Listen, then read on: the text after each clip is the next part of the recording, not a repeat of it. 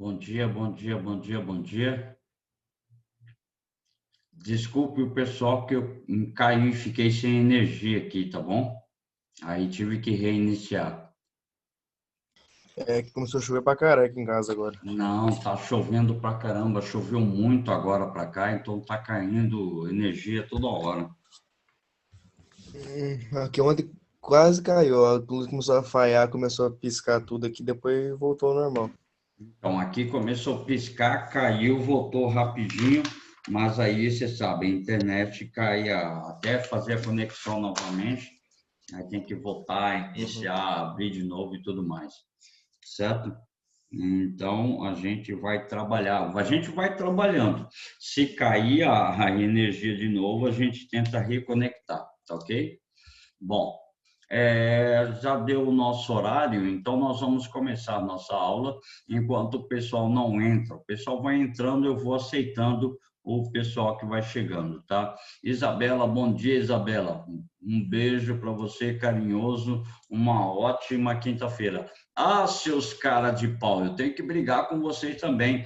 Ninguém me dá o feliz dia dos professores, né, seus cara de pau, seus sem vergonha. Hoje é meu dia, pô, pelo menos eu mereço um Feliz parabéns, dia dos né? professores. Né? Ô, Feliz Dia dos Professores, na prof. moral, Né? vocês É estão só, trabalhando hoje é sacanagem. só brigando com vocês mesmo, mas tudo bem. Muito obrigado pelas felicitações e vamos trabalhar então.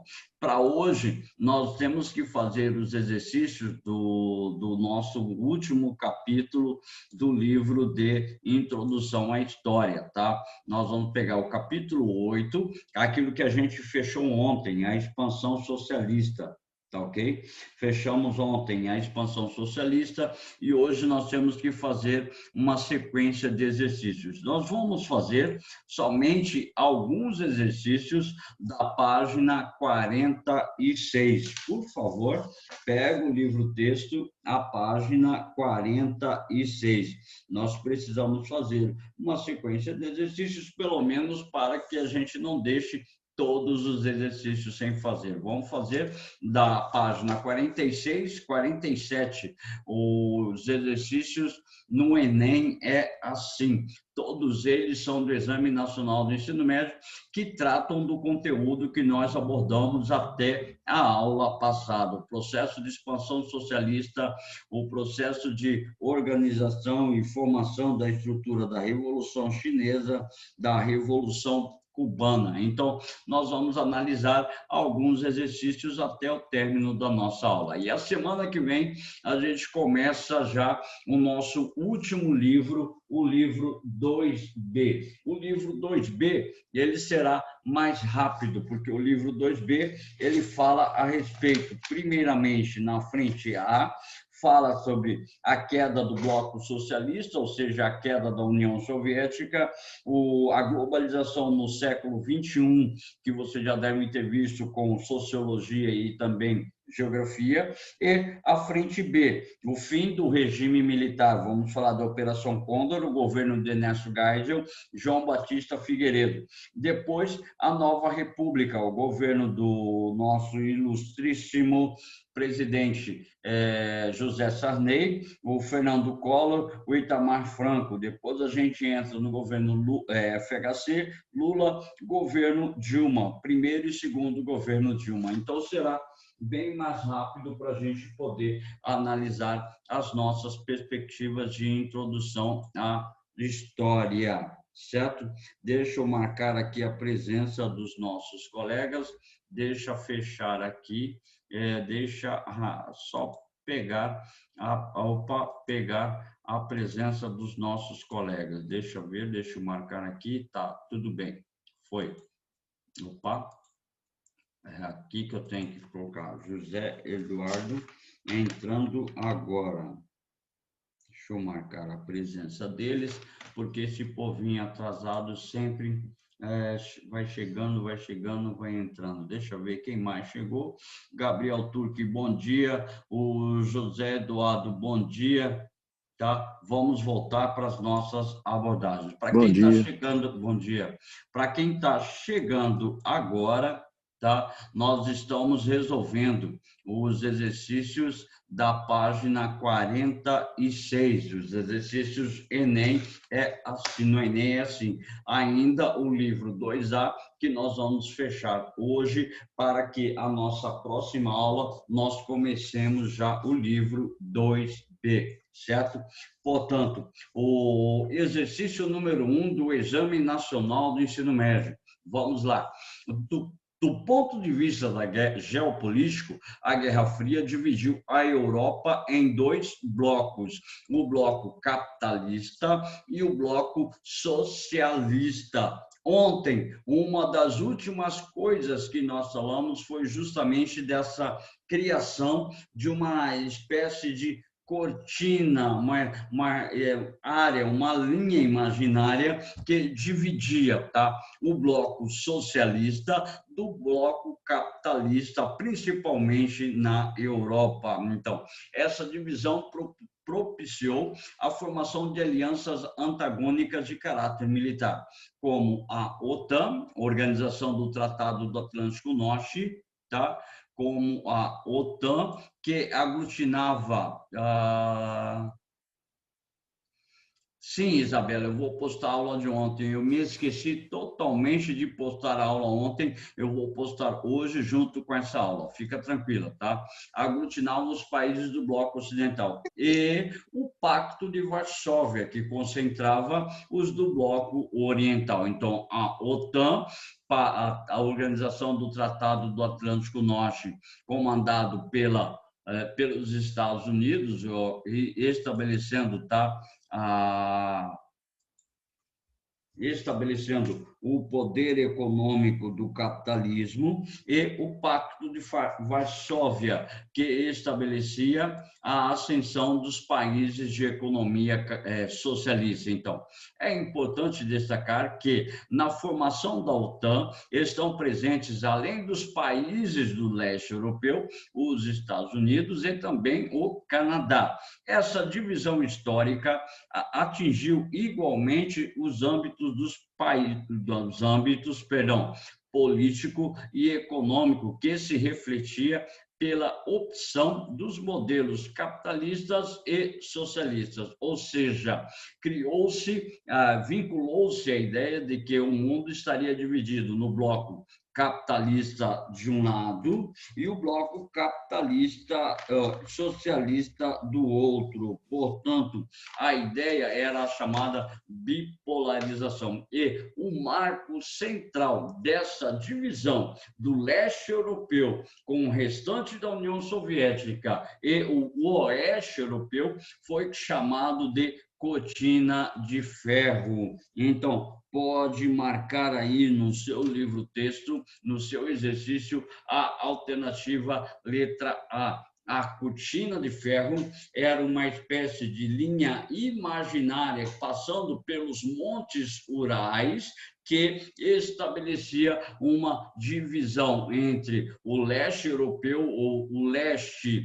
chamado leste socialista, e o restante da Europa, denominado de capitalista. Então, o nome dessa estrutura dentro da Guerra Fria foi a chamada cortina de ferro, onde os países capitalistas comandados pela OTAN criam as suas alianças políticas, econômicas e militares, dividindo-se, separando-se dos demais países de economia socialista. Então, o nome, essa divisão que se dá, ficou conhecida como cortina de ferro. Cuidado, muita gente nesse exercício do Enem marcou o Muro de Berlim. Não pode ser o Muro de Berlim. O Muro de Berlim, ele dividia somente a região da Alemanha entre socialista e comunista. A cortina de ferro dividia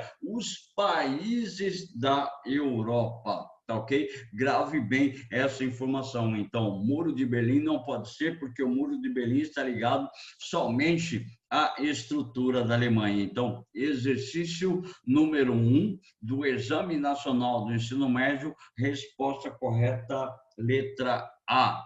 Exercício número 2.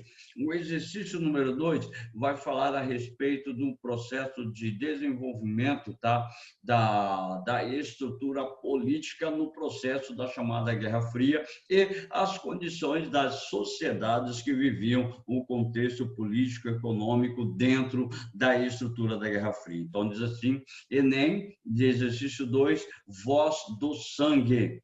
Palpita-me os sons do batuque e os ritmos melancólicos do blues. O negro esfarrapado do Harlem, ó dançarino de Chicago, ó negro servidor dos soltos. O ó negro da África, ó negros do mundo, eu junto-vos magnífico canto, eu junto ao vosso magnífico canto, tá? Deixa eu ver. A minha pobre voz, os meus humildes ritmos.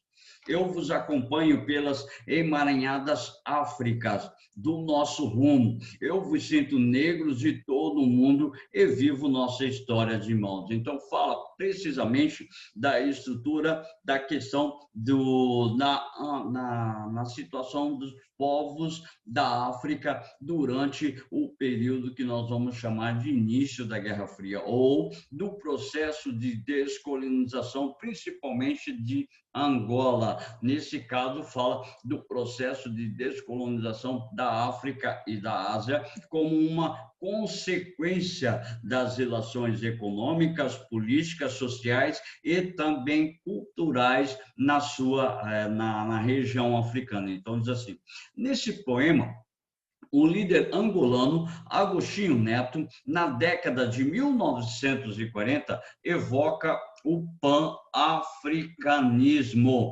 O pan-africanismo era a união de todos os países africanos em busca da liberdade, em busca do seu processo de independência. Então, eles queriam maior igualdade e o processo de independência das nações africanas. Então, diz assim, evoca o pan-africanismo com o objetivo de, letra A, incitar a luta por políticas de ações afirmativas na América e na África. Gente, se é pan-africanismo, é na África, não fala do pan-americanismo. Pan-africanismo, ou seja, pan, todo povo, todo país de origem africana deve se manter unido em busca da igualdade e da independência do seu território. Joga fora letra A. Letra B. Reconhecer as desigualdades sociais entre os negros de Angola e dos Estados Unidos. Basicamente, fala sério, não reconhecer desigualdades sociais, mas sim estabelecer um nível de igualdade entre as estruturas da população negra que se encontra espalhada pelo mundo. Letra C. Descrever o quadro de pobreza após os processos de independência no continente africano. Na verdade, a África sempre teve uma condição assim de pobreza mediante a estrutura de exploração dos países europeus. Embora sejam países tecnologicamente com pouco avanço, a estrutura da África não tinha a condição da pobreza, todo mundo vivia uma certa igualdade. Então, essa ideia de pobreza, de desigualdade, foi introduzida pelo colonizador a partir do século XVI, século XVIII e principalmente no século XIX. Então, joga fora a letra C. Letra D. Solicitar o engajamento dos negros estadunidenses na luta armada pela independência de Angola, como se os negros fossem sair lá dos Estados Unidos, lá da sua região, e fossem para Angola, libertar Angola, ceder o processo de independência de Angola. Então, nada a ver. Então, letra E, conclamar as populações negras de diferentes países a apoiar a luta por igualdade e independência. Aí tudo bem. Então eu vou conclamar, eu vou convidar, eu vou assim estabelecer um determinado convite para todos os negros do mundo todo apoiar as lutas. Não que eu vou exigir a participação, por exemplo, negros dos Estados Unidos apoiar a luta. Não, negativo. Então, letra E, conclamar as populações negras de diferentes países a apoiar a luta por igualdade e independência. Exercício 2, resposta correta, letra E. Exercício número 3, fala a respeito do processo de independência da Índia, também um processo de luta por igualdade, luta pelo processo de independência da região. Então, diz assim, o cartoon publicado em 1932 ironiza as consequências sociais das constantes prisões de Mahatma Gandhi pelas autoridades britânicas, demonstrando letra A. Demonstrando, letra A ineficiência do sistema judiciário inglês no território indiano. Na verdade, não. Como Gandhi foi preso várias e várias vezes, muitos dos seus seguidores estabeleceram um processo de adesão às ideias de Mahatma Gandhi, que era principalmente a desobediência civil, a não violência. Joga fora a letra A. Letra B, o apoio da população hindu à prisão de Gandhi, na verdade, foi o contrário, não foi um apoio, foi uma revolta da população em relação à prisão de Mahatma Gandhi. Joga fora a letra B. Letra C, o caráter violento das manifestações dos hindus frente à ação inglesa. Por favor, Gandhi era o profeta da não violência, então não era um chamado caráter violento. Joga fora a letra C. Letra D, a impossibilidade de deter um movimento liderado por Mahatma Gandhi. Pode ser a nossa resposta correta, porque os ingleses não tinham como combater a ideologia que foi implantada por Mahatma Gandhi na população civil, que era a não violência e a desobediência civil. E a letra E diz assim, a indiferença das autoridades britânicas frente ao apelo popular hindu. Então, resposta correta, nós temos a letra D. Tá? A impossibilidade de deter o movimento Mahatma Gandhi, que ganhou forças em todo o território indiano, certo? Então, está estabelecido. Resposta letra D. Deixa eu confirmar aqui no meu material. Resposta letra D. Correto, certo? Exercício 4, também do Exame Nacional do Ensino Médio.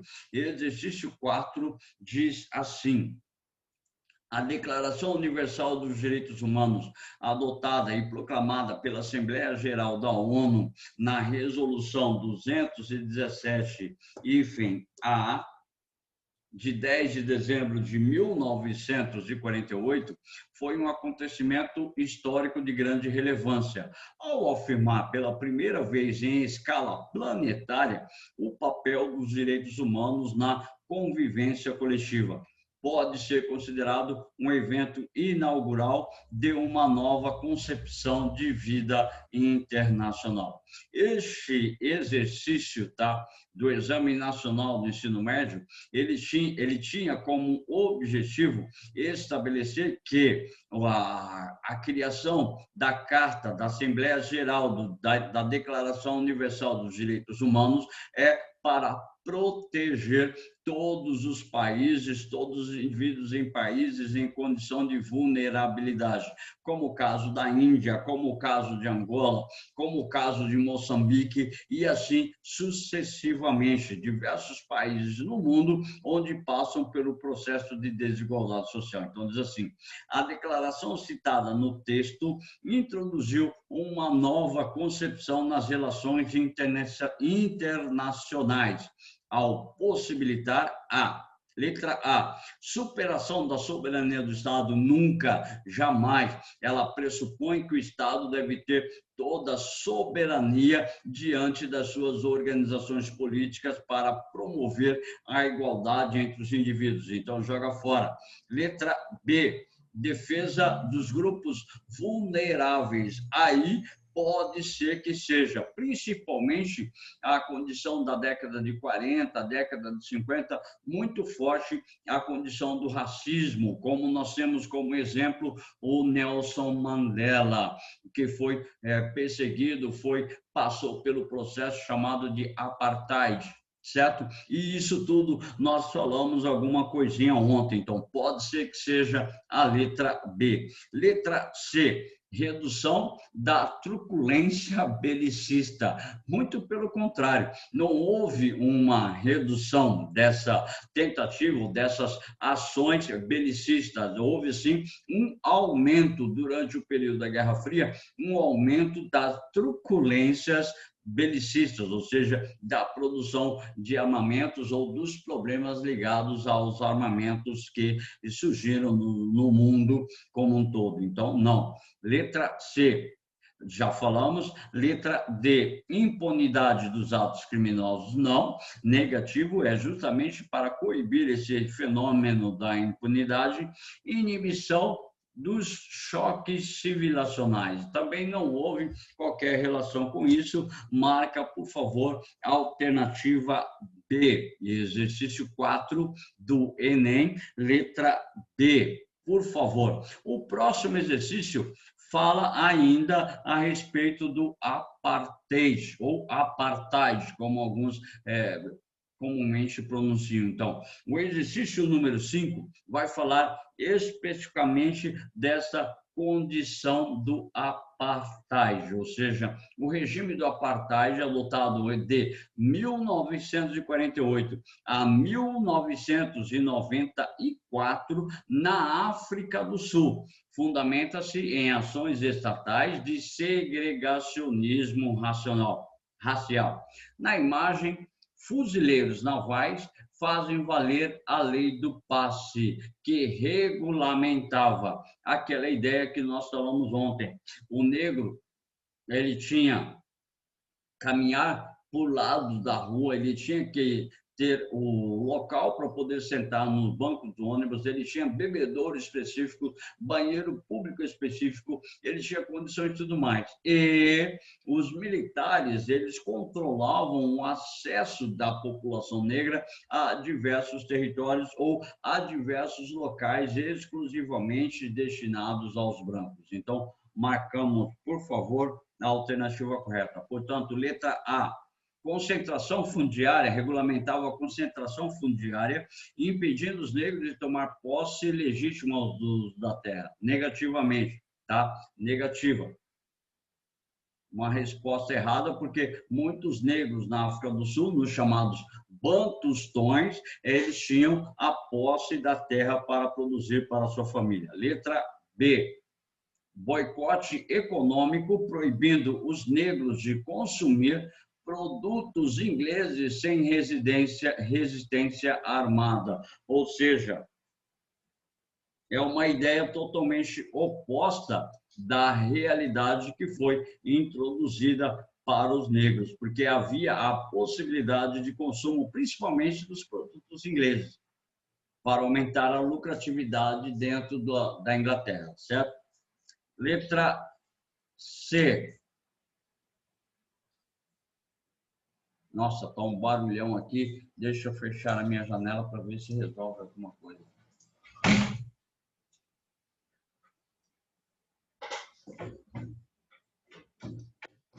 Não resolveu nada, mas a gente vai continuando, tá? Letra C. Sincretismo religioso, vetando os ritos sagrados do negro nas cerimônias oficiais do Estado. Quer dizer que os negros passaram a ser proibidos de cultuar as suas divindades na África do Sul, joga fora. Letra D. controle sobre a movimentação, desautorizando os negros a transitar em determinadas áreas da cidade. Então, marca, por favor, a letra D como resposta correta, porque era justamente essa condição, um controle do tráfego da população negra. Existiam algumas regiões na cidade, como, por exemplo, Joanesburgo, na África do Sul, onde negro não poderia ser encontrado. Então, exclusão do mercado de trabalho, negando à população negra o acesso aos bens de consumo. Os bens de consumo nunca foram negados, eles poderiam consumir desde que o pagamento fosse feito em moeda, fosse feito em dinheiro.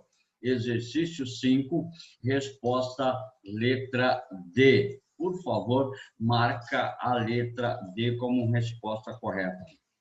Aí a gente pula o exercício 6, o exercício 7, a gente vai para o exercício 8. Ontem eu colocava uma imagem semelhante a essa, igual a essa praticamente, tá? Igual a essa na nossa projeção, na nossa aula, mostrando do lado esquerdo o líder supremo da União Soviética, chamado Nikita Khrushchev, do outro lado o presidente Kennedy. Então, a disputa ideológica em relação à União Soviética e os Estados Unidos. E nós falamos da crise dos mísseis em Cuba, que a União Soviética supostamente estava montando uma base de lançamento de mísseis em Cuba. A reação dos Estados Unidos foi muito grande e estabeleceu um boicote econômico em relação a Cuba e ameaçou invadir a ilha caso a central de lançamento de mísseis fosse realmente comprovada a sua existência. Então, diz assim, a charge faz alusão à intensa rivalidade entre as duas maiores potências do século XX. O momento mais tenso dessa disputa foi provocado pela letra A, ampliação da Guerra do Vietnã? Não, está ligada à base de lançamentos de mísseis em Cuba. Letra B, construção de muro de Berlim? Não. Letra C, instalação dos mísseis em Cuba. Então, resposta correta do nosso exercício número 8 é a alternativa letra C. Marca aí, por favor, a alternativa letra C, instalação dos mísseis em Cuba. Eclosão da Guerra dos 7 Dias? Não, isso é em relação ao Afeganistão. Nós vamos ter uma aula sobre a questão do Oriente Médio, o Afeganistão, o Uzbequistão e tudo mais que acontece na região do Oriente Médio. Então, a invasão do território do Afeganistão. Então, necessariamente, não. Resposta correta, letra C, instalação de mísseis em Cuba, e levou a um grande desentendimento internacional em relação aos Estados Unidos e à União Soviética. Mais um para a gente poder quase finalizar a nossa aula.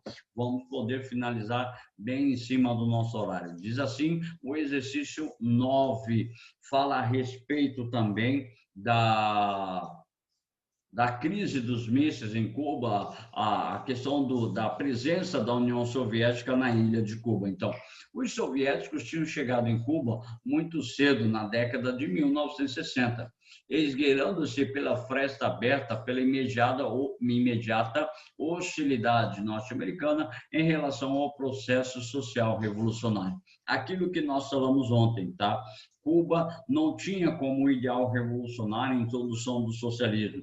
Com a hostilidade que os Estados Unidos recebeu à Revolução Cubana, eles se aproximam cada vez mais do modelo socialista e, na década de 60, é a instalação concreta do socialismo em Cuba. Então, durante 3 décadas, os soviéticos mantiveram sua presença em Cuba com bases e ajuda militar, mas, sobretudo, com todo o apoio econômico que, como saberíamos anos mais tarde, mantinha o país à tona, embora nos deixasse em dívida com os irmãos soviéticos.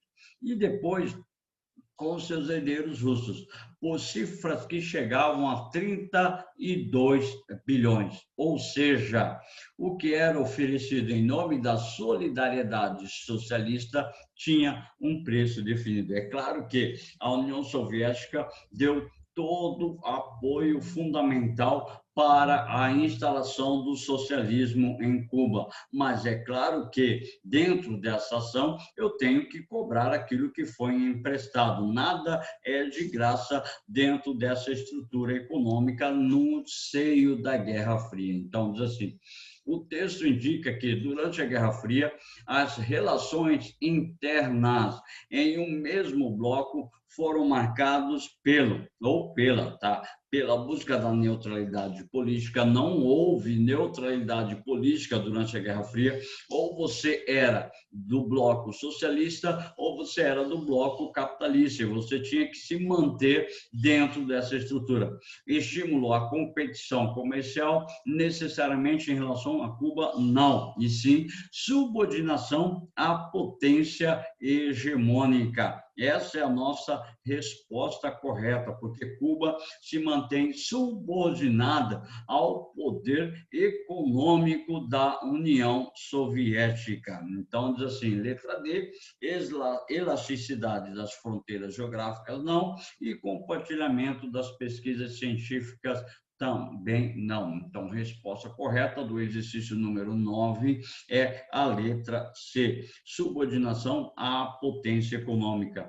Tanto Cuba quanto China esteve subordinada à União Soviética até que rompeu com a União Soviética. O mesmo caso a Coreia do Norte, o mesmo caso o Vietnã e outros territórios de economia ou de política socialista. Sempre estavam instituídos sobre uma subordinação à União Soviética ou propriamente ao capitalismo. Ou você se subordinava à União Soviética ou se subordinava ao Estados Unidos. Portanto, resposta à letra C. Mais uma para a gente poder encerrar o nosso livro 2A de Introdução à História. Essa imagem é considerada uma das imagens do século XX, tá? As crianças fugindo do bombardeio norte-americano no Vietnã. Em junho de 72, grupo de crianças fugindo a respeito da bomba de napalm. Então, esse foi um símbolo da Guerra do Vietnã, ou seja, a imagem da Guerra do Vietnã, e causou muita polêmica internacional. Então, exercício número 11 do Exame Nacional do Ensino Médio.